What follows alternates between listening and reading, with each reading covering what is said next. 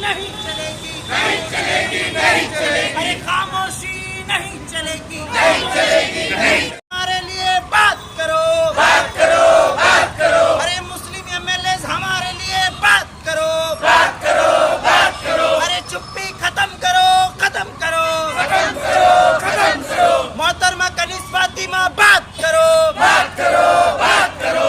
अरे मुसलमानों का जो 2B रिजर्वेशन है वो वापस दो, वापस दो, वापस दो। इंडिया एक रिपब्लिक कंट्री है। रिपब्लिक कंट्री का मतलब पब्लिक का रिप्रेजेंटेशन।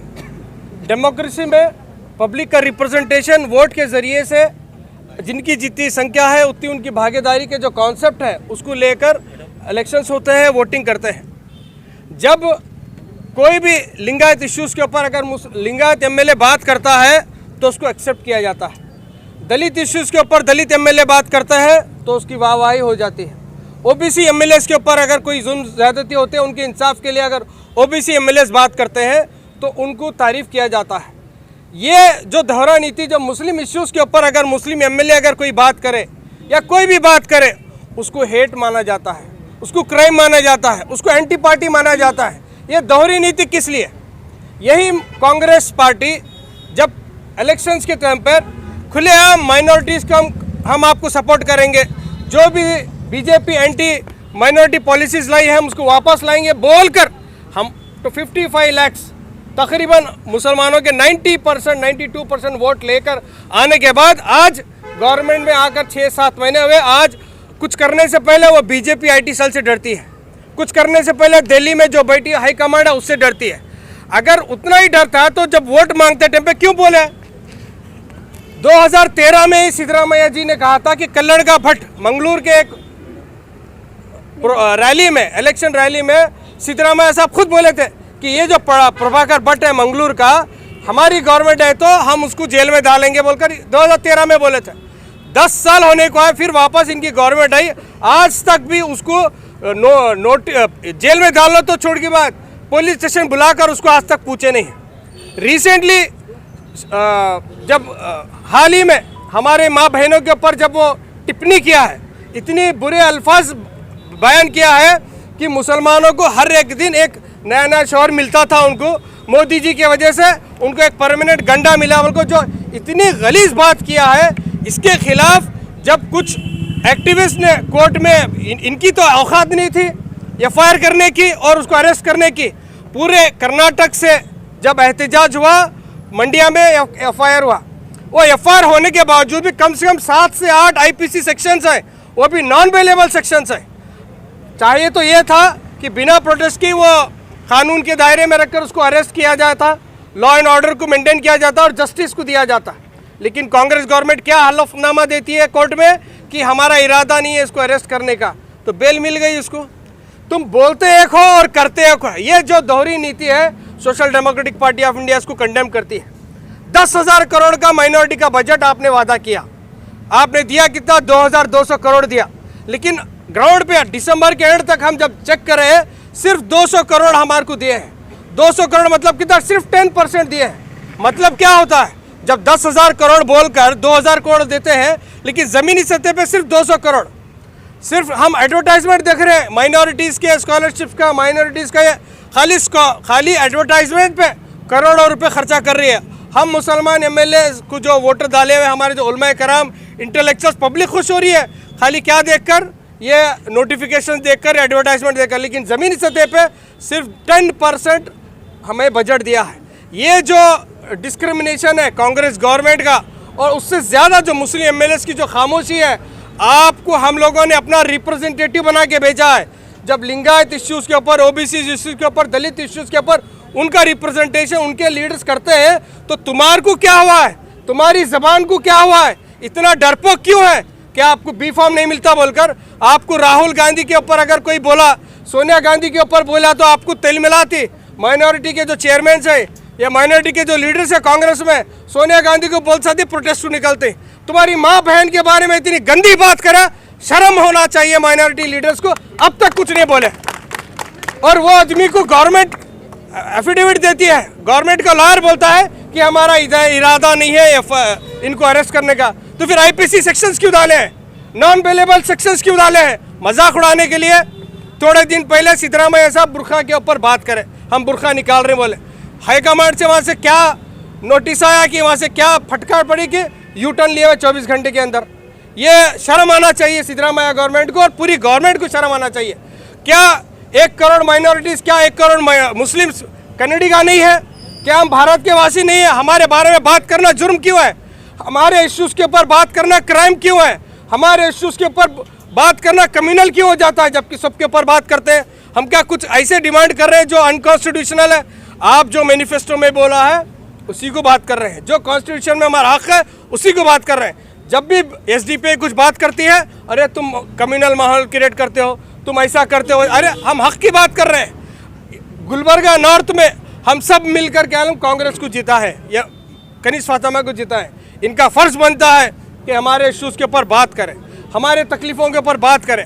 अगर नहीं बात कर सकते तो एमएलए कुर्सी छोड़ना है। बहुत सारे लोग हैं बात करने वाले, बहुत सारे लोग हैं जो इश्यूज़ के ऊपर काम करने वाले। सिर्फ आप ही नहीं है, आप पहले एक थे अब एक है। तो social democratic party of India का डिमांड पूरे खासकर 9 जो मुस्लिम एमएलएज हैं, आपको वोट, आपको हमारा रिप्रेजेंटेशन करने के लिए भेजा है विधानसभा में बेंगलुरु के। आपको इसलिए भेजा है कि हमारे लिए बात करें, ना कि पार्टी के चमचागिरी करने के लिए आपको नहीं भेजा है, पार्टी की गुलामगिरी करने के लिए नहीं भेजा है। तो social democratic party of India आपसे डिमांड करती है कि आप लोग हमारे इश्यूज़ के ऊपर बात करें, अपनी गवर्नमेंट में, अपनी कैबिनेट में बात करें। क्या बोले थे कि पहले कैबिनेट में 2B रिजर्वेशन के ऊपर हम वापस लेंगे, जो 4% रिजर्वेशन है देंगे बोले। कम से कम 10 से 12 कैबिनेट मीटिंग्स हुए, 6 से 7 महीने हुआ। वापस लेने की दूर के बाद एजेंडे तक में बात नहीं करें आप। ऐसे आप गूंगे और बहरे सरकार है, ऐसे गूंगे और बहरे एमएलएज हैं। तो एसडीपी डिमांड करती है कि आप अपना मुंह खोलना है। कांग्रेस नहीं तो नहीं, हम आपके साथ हैं, कर्नाटक की आवाम आपके साथ है। पूरे 9 मुस्लिम एमएलएज को मैं यही बोलना चाह रहा हूँ कि हम आपके साथ हैं। आप बात कीजिए, आप हमारे इश्यूज़ के ऊपर बात कीजिए, हम आपको सपोर्ट करेंगे, हम आपको मोटिवेट करेंगे। सिर्फ कांग्रेस के ऊपर दम पे आप नहीं रहना है, आप हमारे इश्यूज़ के ऊपर बात करना है। एसडीपी का यही डिमांड है। शुक्रिया। Social democratic party of India आज पूरे रियासत भर में मुस्लिम एमएलए जो कांग्रेस के प्लेटफॉर्म पर ठहर करके जो जीत करके गए हैं, जो सिर्फ और सिर्फ मुसलमानों को ये बातें बताते गए हैं, जताते गए हैं, कर्नाटक के मुसलमानों को, बैकवर्ड क्लासेस को, दलित्स को, कि हम आने के बाद तुम्हारे राइट्स के बारे में बात करेंगे और ये हमारा जो है मैनिफेस्टो रहेगा और ये मैनिफेस्टो में आपके एजेंडाज ये इस तरह के रहेंगे। मैं सवाल कांग्रेस की सरकार से पहले इन मुस्लिम एमएलए से मैं पूछना चाहता हूं कि आपकी गैरत मर गई है जो हजारों की तादाद में मुसलमानों के वोट लेकर के, आदिवासियों के वोट लेके, मुसलमानों के, सेकुलर के वोट लेकर के उनके बारे में जब बात करने की बात करते थे, वो एजेंडाज बताते थे, वो मैनिफेस्टोज बताते थे, वो किधर चला गया? क्या माइनॉरिटीज तुम्हारे घर का एक टिश्यू पेपर है जो तुम अपनी मनमानी के हिसाब से वोट करवा लोगे और उन्हें डिग्निफाइड लाइफ नहीं दे सकोगे? तुम्हें मालूम होना चाहिए, हाल में जबकि तुमने ये सारी चीजें कही कि ये कर्नाटक कन्नडिगास का है, कर्नाटक कन्नडिगास का है, मुस्लिम्स का नहीं, हिंदूज का नहीं। जब कन्नडिगास का है तो मुसलमान भी तो कन्नडिगास ही है। जब मुसलमान कन्नडिगास हैं तो कर्नाटक सरकार की जिम्मेदारी यह होती है कि वो पूरी जिम्मेदारी से, कल्लड़ का भट्ट कौन है, हू द हेल हिम, जो हमारे ताल्लुक से बात करता है, एक अनकॉन्स्टिट्यूशनल वर्ड्स को यूज करता है और डेमोक्रेसी के तार तार बिखेर करके रखता है और गवर्नमेंट एडमिनिस्ट्रेशन चमचागिरी करती है। कितनी शेमफुल बात है। और सिद्धरामैया, जिनको हम समझते थे एक सेकुलर चैंपियन है, एक बहुत ही जबरदस्त लीडर है, आज उनसे ये पता चलता है कि वो डिप्लोमैट, कभी भी टर्न लेने वाला लीडर है, वो किसी का नहीं हो सकता। सीएम, मैं ये नहीं कहना चाहता कि ये सीएम मुसलमानों का होना चाहिए, मैं ये कहना चाहता हूं कि राज्य के जनता, कन्नडिगास, हर कन्नडिगास का वो सीएम होता है और वो कन्नडिगास का रिस्पेक्ट करना पहले सीखे। और जो आज तक का हमारे जो माइनॉरिटीज के जो डिमांड्स हैं, क्या है, तुम असेंबली, पार्लियामेंट, ये सारी बातें सुप्रीम कोर्ट किसको सिखा रहे हो भाई? किसको सिखा रहे हो? क्या तुम्हारे पास कैबिनेट नहीं है? वो कैबिनेट में क्यों तुम पास करके, रेजोल्यूशन पास करके सबमिट नहीं करते सुप्रीम कोर्ट के सामने? हिजाब के ताल्लुक से रहे या कोई और इश्यू जो बीजेपी ने लिफ्ट करके कम्युनलाइज किया था, तुमने उसको क्यों क्रैक नहीं कर पा रहे हैं? ये तुम्हारी सोची समझी साजिश है, माइनॉरिटीज को दबाना, और तुम सॉफ्ट हिंदुत्व कार्नर खेल करके इस देश के अंदर टू पॉलिटिकल पार्टी सिस्टम को अडॉप्ट करते हुए इस मुल्क को बहुत ही घातक तरीके से डेमोक्रेसी को चैलेंज कर रहे हैं और क्या कहेंगे उसको ख़त्म करने के लिए साजिश कर रहे हैं। मेरा और social democratic party of India का मुतालबा ये है कि मुस्लिम एमएलएस जिनको हम मुसलमानों ने अपनी जिम्मेदारी समझ करके, जो इंटेलेक्चुअल्स, उलमास और मामूली लोग जो रक्षा चलाने वाले भी हैं, वो अपनी जिम्मेदारी समझ करके अगर वोट डाल के जिताया है, अगर उनको इज्जत की ज़िंदगी नहीं दिलवा सकते और उनकी इज्जत के साथ खिलवाड़ होता हुआ अगर देख सकते हैं, तो मैं बोलता हूं कि आने वाले दिनों में आपको कोई मौका नहीं मिलेगा। इसी तरह से अगर आप हमारे बारे में बात करने के लायक हैं और काबिल हैं तो आप उस जगह पर बैठिए, हम आपके बैकिंग करेंगे। यह आज नहीं, पिछले कई ज़मानों से हम ये कह रहे हैं कि अगर आप माइनॉरिटीज़ और मुस्लिम्स के बारे में अगर आप बात कर सकते हैं तो उस पोस्ट पर जहाँ पर आपको इज्जत और विकार हमने अता किया है जमहूरियत के अंदर, अगर वो इज्जत और इसके लायक अगर नहीं है तो आप कुर्सी छोड़ करके उतरिए, कोई और जाएगा, कोई और बात करेगा। और मेरी एक बहन हिजाब पहनती है और वह हिजाब वाली बहन दूसरी बहनों के, कन्नड़िगा बहनों के बारे में ये सुनती है कि उसके कई मर्द थे, एक मर्द को मोदी जी ने कन्वर्ट करवाया। तो शर्म की बात है, उसने क्यों एहतजाज असेंबली के अंदर नहीं किया, क्यों उसने एहतजाज को लीड नहीं किया, क्यों उसने जाकर के केस नहीं दर्ज करवाया। मैं उस बहन से पूछता हूँ, तुमको हमने वो विखार दिया था, तुम्हें वो मकाम और मर्तबे पर बिठाया था, वो पोजीशन पर हमने लाया तो तुम्हें इज्जत दिलाई थी हमने समाज में, और हमने ये साबित कर दिया कि सेकुलरिज्म का जो बुनियाद होती है वो गुलबर्गा के अंदर हमने बुनियाद को बताया कि हम हमारी वुमेन्स को भी हम वो मकाम अता कर सकते हैं। तो तुमने क्यों अपनी बहनों की रक्षा के लिए चुप्पी साधी रखी, क्यों तुमने असेंबली के अंदर क्यों नहीं बात की, क्यों नहीं तुमने कंप्लेंट और केस क्यों नहीं दर्ज करवाया, क्यों तुम अपने कैबिनेट के अंदर या अपने मिनिस्ट्री लेवल में उस बात को क्यों नहीं चलाई। मेरा क्वेश्चन मोहतरमा कनीज़ फातिमा जो मेरी से ईमानी बहन है और वो मेरी यहाँ की एमएलए भी है, being an resident of north Gulbarga, being an opposition leader, मैं आपको ये जताने की कोशिश कर रहा हूँ, अगर आप नहीं बोल सकती है तो आप अपनी कुर्सी से उतरिए, मासलाम करिए, किसी और को बिठाया जाएगा और वो काबिल होगा और हमारी बहनों और हमारे हर कन्नडिगास के बारे में बात करेगा। अस्सलाम वालेकुम। सियासत में कुछ बहुत सारे ऐसे सीखना पड़ रहा है जो 75 साल में नहीं सीखे, क्योंकि ये कांग्रेस के लोग, ये कांग्रेस के लीडर्स, ये कांग्रेस के फॉलोवर्स, इनका जो प्रोपोगंडा रहता है, इनकी जो एक फैक्ट्री जो रहती एक चॉकलेट बनाकर देने की, वो बहुत अच्छी तरीके से बातों में रहती है। उसके एग्जाम्पल्स अगर प्रैक्टिकल रोड पे देखें तो वो एक अलग रहते हैं, क्योंकि इलेक्शन जब आता है, इलेक्शन करीब जब आता है, इनको जब वोट होना रहता है तो इनकी ज़बान से बहुत अच्छी अच्छी बातें आती है, लेकिन जब इम्प्लीमेंट करने की बात आती है, जब इलेक्शन आता है, इम्प्लीमेंट बात करने की बात आती है, तो तब ये भूल जाते हैं कि ये क्या काम कर रहे हैं। उसका एग्जाम्पल एक है, शाहबाद के अंदर वार्ड नंबर 25 का एक बाई इलेक्शन था। बाई इलेक्शन के अंदर कांग्रेस वालों ने किसको सीट दिया ये गुलबर्गा में किसी को नहीं मालूम। मेरे को समझ में नहीं आ रहा ये प्रियंका खरगे साहब कौन सी पॉलिटिक्स करते हैं, क्योंकि मीडिया में बैठकर एक अलग बैठ देते हैं और जब बात आती है काम करने की तो तब अलग करते हैं। उसको जाकर आप देखिए, एसडीपीआई के खिलाफ लड़ाकर जिताने के लिए एक कैंडिडेट कांग्रेस वालों को नहीं मिला था, वो जाकर किसको टिकट देते हैं, जो इनके अब्बा मल्लिकार्जुन खड़गे साहब जो एमपी इलेक्शन में जो लड़े थे, उन्होंने हारने के बाद अटम्बम उड़ाया है, वो शख्स को टिकट दिए हैं नो। और दूसरी बात, मत्तेमुड़ जो बीजेपी का रूरल का एमएलए है, वो जीतने के बाद अपने घर के पास अटम्बम उड़ा के खुशी मनाता है। तो ये प्रियंका खरगे साहब उसको बुलाकर कांग्रेस की सीट दिलाकर जिताते हैं, वहाँ पर सेकंड पोजीशन पे एसडीपीआई आती है। यानी कि इनको समझ में आ रहा है आने वाले टाइम से एसडीपीआई से बहुत ज़्यादा खतरा है, और आपको खाली ये इनडायरेक्ट सिग्नल्स दे रहे हैं। ऐसे आपके काले कांड जो है संघ परिवार के साथ मिलकर इंटरनल जो करते हैं, उसका और बहुत सारा चिट्ठा हमको बोलने मत लगाइए। अगर आप ये बोलने पर मजबूर करेंगे, वो मल्लिकार्जुन खड़गे को भी नहीं छोड़ेंगे, प्रियंका खरगे को भी नहीं छोड़ेंगे, और ये 9 एमएलए जो हैं मुस्लिम एमएलए ना इनको छोड़ेंगे। हम इनको आज इजीली एक वार्न कर रहे हैं, क्योंकि हमारे को कुछ पाबंदी है, हम आपको एक अच्छे दायरे में आपको समझाएं। ये लैंग्वेज अगर आपको समझ में आ रही है तो बहुत अच्छी बात है, नहीं तो आने वाले दिनों में और बहुत अच्छे अंदाज में आपको समझाते हैं इंशाल्लाह। आज एसडीपीआई की तरफ से ये प्रोटेस्ट है जो हमने यहाँ के बहुत इम्पोर्टेंट तिम्मापुरी सर्कल से हमारी नॉर्थ की एमएलए फ्रॉम कांग्रेस कनीज़ फातिमा के घर तक तय किया है। ये जो प्रोटेस्ट है ये बहुत ज़्यादा इम्पॉर्टेंट इसलिए है कि आज 7-8 महीने हो गए कर्नाटका में कांग्रेस की गवर्नमेंट बने हुए।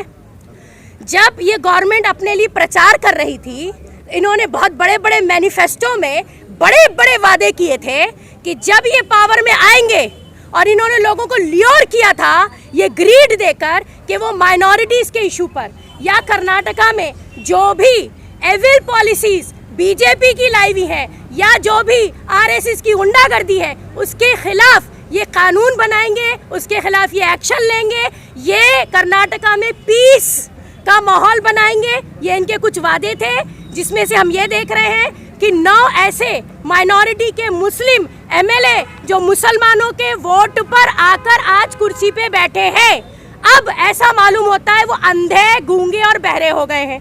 अभी तक एक भी ऐसा माइनॉरिटी का इशू नहीं है जिसके ऊपर बात करना तो दूर की बात है, एक स्टेटमेंट भी पास नहीं किया जाता। ठीक है, आप हिजाब का मुद्दा लीजिए, माइनॉरिटी के बजट का मुद्दा लीजिए, या फिर जो एविल प्रैक्टिसेस बीजेपी के टाइम पे थी, जिस तरह से उन्होंने यहाँ का सेक्युलर फैब्रिक बिगाड़ा था या जो वो हमेशा करते आए हैं, वो आज भी हम देख रहे हैं कांग्रेस के टाइम पे एज इट इज बना हुआ है। अभी आप देखिए, कुछ दिन पहले एक संघी जो है वो मुसलमान औरतों के खिलाफ एक गलत बयानबाजी करता है, कम्युनल हेट फैलाई जाती है, हेट स्पीचेस दी जाती हैं, यहाँ तक कि कम्युनल मर्डर भी हुआ है, लेकिन कोई इसके ऊपर ना तो बात हो रही है ना ही लॉ एंड ऑर्डर हमें दिखने को मिल रहा है। तो ऐसे में हमारा सवाल है उन 9 मुस्लिम एमएलए से जो मुसलमानों का वोट खाकर कुर्सी पे बैठे हुए और उनकी हक मार रहे हैं, उनके साथ आज भी डिस्क्रिमिनेशन हो रहा है। हमारी एसडीपीआई इसको कंडम करती है और हम कहते हैं शर्म की बात है, शर्म करो ये 9 एमएलए मुस्लिम्स जो बैठे हुए हैं कि तुम अपनी माइनॉरिटी का वोट लेने के बाद उनके लिए मुंह नहीं खोलना चाहते हो। बहुत ही शर्म की बात। मरहूम डॉक्टर खमरुल इस्लाम साहब की एक बात याद आती है मुझे, जो सातगुमच के तारीखी मैदान से ये कह रहे थे कि जिस वक्त उनको मिनिस्ट्री से हटाया गया था, उन्होंने कहा था कांग्रेस पार्टी अगर मेरी कौम के बारे में अगर स्टैंड नहीं ले सकती तो इसी पार्टी को मैं जूती के नोक पे रखता हूं, बोलकर खमरुल इस्लाम साहब ने कहा था। जो खमरुल इस्लाम साहब के पास जो दिलेरी थी, जो शेरगापन था, वो पन मोहतरमा कनीज़ फातिमा के पास नहीं है। मैं बोलना चाहता हूं मोहतरमा कनीज़ फातिमा जी, प्रियंक खरगे खमरुल इस्लाम साहब के सामने ठहरने की या तो बैठने की ताकत तक नहीं रख सकते थे, बैठने की भी ताकत नहीं रख सकते। खुद जो मल्लिकार्जुन खरगे है वो भी कभी खमरुल इस्लाम के खिलाफ बात करने की ताकत भी नहीं रख सकते थे। लेकिन आपके जीतने के बाद टोटल पूरा गुलबर्गे के अंदर मुसलमानों का लीडर कौन है बोले तो कोई भी नहीं है। किसके पास जाना बोले तो प्रियंक खरगे साहब के पास जाकर ठहर के क्या भी रिक्वेस्ट रहा तो उनके पास करना। तो फिर वैसा रहा तो आप कुर्सी पर बैठने के लायक नहीं है, आप कुर्सी को रेजिग्नेशन देना है।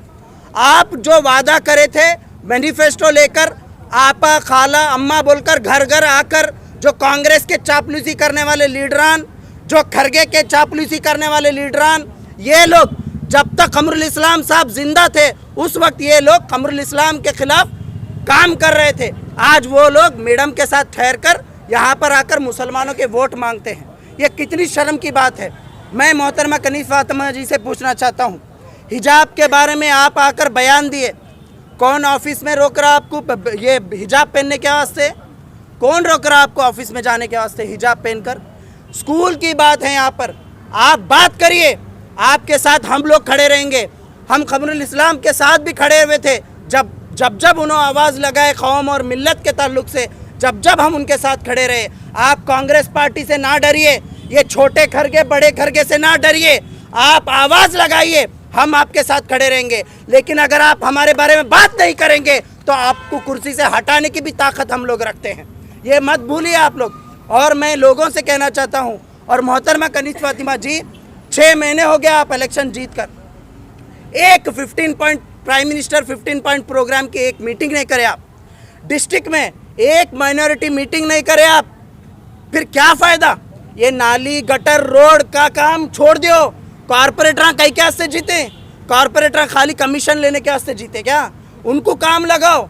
तुम्हारा काम क्या है? हमारा रिप्रेजेंटेशन करना, असेंबली में बात करना। आपको जो लाखों लोग जो फॉलो करते सोशल मीडिया पर, हिजाबी क्वीन के नाम से फॉलो करते हैं, आपको ये बैठकर नाली और रोड का काम करने के वास्ते फॉलो नहीं करते। ये आप मत भूलो। आप तो मैं इतना ही कहना चाहता हूँ, जितने भी लोग जो कांग्रेस को सपोर्ट करे, 55 लाख लोग वोट करे कांग्रेस को मुसलमान, वो उन तमाम लोगों से मैं कहना चाहता हूँ, ये कांग्रेस ऐसा ही है, ये 75 साल इन्होंने ऐसा ही करे, धोखा ही देते आए हैं। धोखे की इमारत के सिवा कांग्रेस कुछ नहीं दी है। जब तक एसडीपीआई के 4 एमएलए असेंबली में नहीं जाते, ये लोग हमारे बारे में बात नहीं करेंगे। ये बात आप लिख लो। तो इंशाल्लाह आने वाले दिनों में, और ये भी देखो आप, इलेक्शन हुआ, इलेक्शन के बाद एमएलए मैडम की एक ऑफिस नहीं है गुलबर्गा नॉर्थ में, एक ऑफिस नहीं है। पब्लिक कहाँ जाना, घर को है बोले तो मैडम कहाँ है बोले तो बेंगलुरु में है, घर को है बोले तो मैडम कहाँ है बोले तो बेंगलुरु में है। और अपोजिशन लीडर्स वो भी गुलबर्गा में एक ऑफिस नहीं है, और कोई अपोजिशन लीडर्स काम नहीं कर रहे। लेकिन एसडीपीआई 12 महीने और 365 दिन आवाम के लिए काम कर रही है। तो मैं यही कहना चाहता हूँ कि मुसलमानों के ताल्लुक से आप बात करिए, अगर आप बात नहीं कर सकते तो रेजिग्नेशन दीजिए।